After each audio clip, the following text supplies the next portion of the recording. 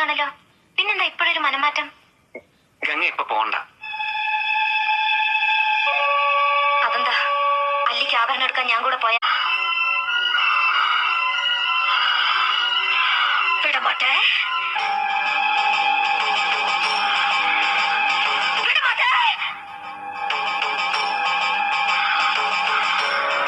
அப்ப நீ என்ன இங்கிருந்து எங்கேயும் போக விட மாட்டே.